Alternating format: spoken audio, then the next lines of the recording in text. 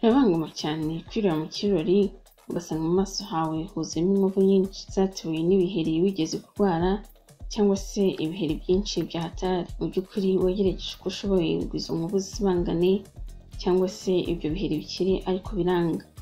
Ese muri kano kanya ntabwo uzi icyo gukora kugira ngo izo nkovu zikubeho cyangwa se ibyo biheri bikiri. Oya, wikomeza guhangayika wibaza byinshi kuko wari uzi ko info and fact twaguteguriye buri kimwe cyose wakoresha kugira ngo ugire mu maso hase ibiheri cyangwa se inkovu. Mbere y'uko dutangira ndakubuza gukanda subscribe niba utarayikora, ndetse nkushishikariza kuza kurangiza ino video kugira ngo ubashe gusobanukirwa byinshi ndetse no kumenya byinshi byatuma ugira isura itarangwa n'inkovu ndetse n'ibiheri.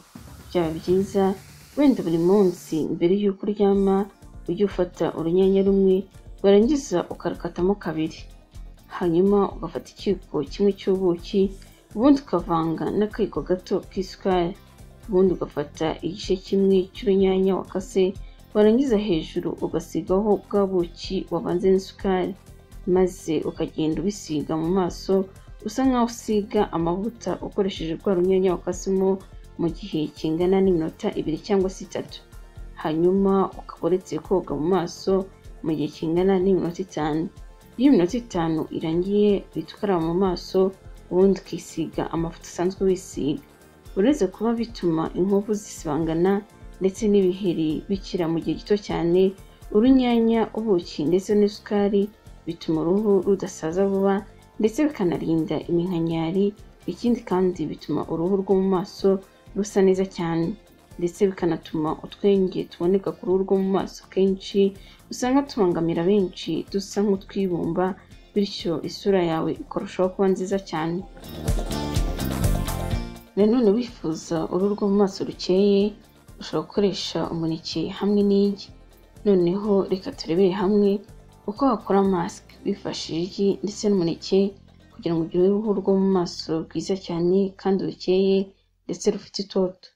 Ufata igi rimwe ubundi ukarimena warangiza umuhondo waryo ukawushyira ukwawo, hanyuma n'umweru nawo ukawushyira ukwawo, hanyuma ugafata umuneke umwe ubundi ukawucamo ibice bibiri, hanyuma ugakoraho igishishwa, ubundi ugafata cya gishishwa cy'umuneke ugahoraho utuntu dusa nk'umweru tuba turi ku gishishwa ukoresheje icyuma, kuko tuba dukungahaye ku ntungamubiri zifasha mu gutuma inkovu zisibangana mu gihe gito cyane.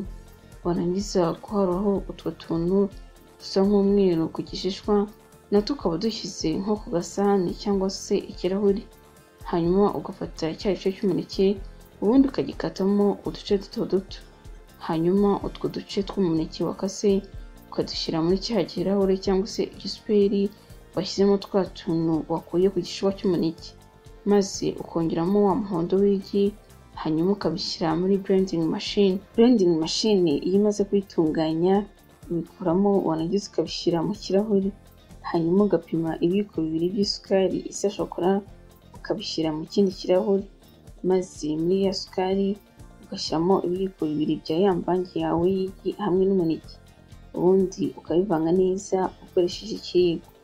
Iyo ubonye imvange yawe y'igi, umuneke ndetse n'isukari bimaze kwivanga neza, ushyira bike mu ntoki zawe ubundi ukisiga mu maso nk'uwisiga amavuta bisanzwe, hanyuma nyuma y'iminota mike cyane 1 cyangwa 2 ugafata ya mvange yasigaye y'igi ndetse n'umuneke utigeze ushyiramo isukari, maze ukagenda uyisiga mu isura yawe. Iyo ubonye mask yawe yakuye mu maso hose, ibyasigaye mu ntoki zawe ushobora guhita ubizimanganyiriza mu ntoki kuko bituma intoki zoroha, hanyuma ugategereza iminota 25, 30 cyangwa se isaha kugira ngo iyo mask wakoze ibanze ise n'iyuma. Ari nako umuneke, igi ndetse n'isukari bikora akazi kabyo ku ruhu rwawe, hanyuma ugakaraba mu maso ubundi ukisiga amavuta usanzwe wisiga. Ndagushimiye cyane wowe warebye ino video, ntiwibutse gukanda like, subscribe ndetse na share. Mwaduha ibyifuzo byanyu mwandika muri comment. Ikindi kandi nta kuzuyaza mu gihe wumva hari ikibazo wifuza kubaza.